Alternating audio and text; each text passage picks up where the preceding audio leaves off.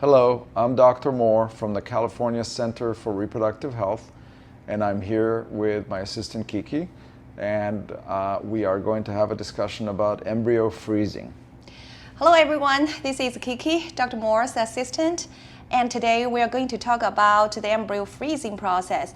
So we have many patients asking, in the past we were doing fresh embryo transfer, but nowadays we are freezing embryos and do frozen embryo transfer, which is called FET. So can you tell us a little bit about why this is happening? Right, so there are various benefits related to embryo freezing over fresh embryo transfers that achieve better success rates in general with frozen embryos compared to fresh. First generation IVF, which was the classical IVF, the way we used to do it, involved stimulating a woman's ovaries, extracting the eggs, creating embryos, and then transferring those fresh embryos into the uterus several days after the egg retrieval. As IVF techniques and particularly laboratory techniques have evolved and improved over time, freezing techniques have evolved and improved as well. And today we use rapid freezing techniques that have improved the ability to freeze embryos, and the post-survival percentages, post-thawing percentages have become very, very high. So we trust our ability to freeze. And we know today that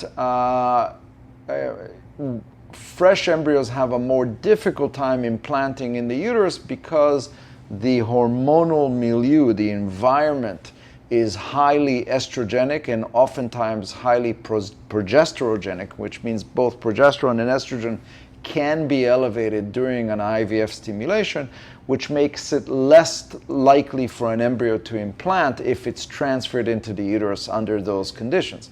That means that freezing the embryos under those conditions improves the ability for an embryo to implant because, as you mentioned, Kiki, what follows is a frozen embryo transfer where you can control the hormone levels of the progesterone and estrogen, improving IVF outcomes.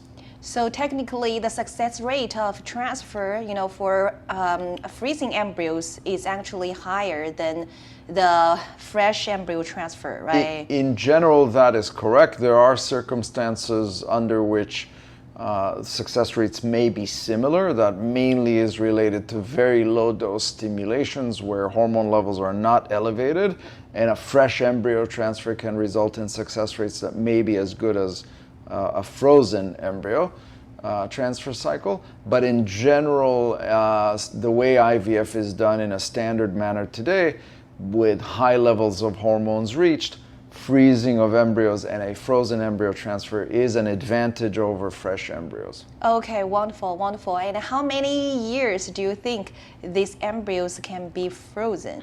Well, we don't have a set number of years. The condition of the embryo doesn't really change over time. It remains in liquid nitrogen, frozen in a frozen state, which is unchanged. And so it really doesn't matter if an embryo is transferred a day after or a year after it was frozen. But I can tell you that the vast majority of patients end up using their frozen embryos within 3 to 5 years of freezing. Okay, thank you, Dr. Moore.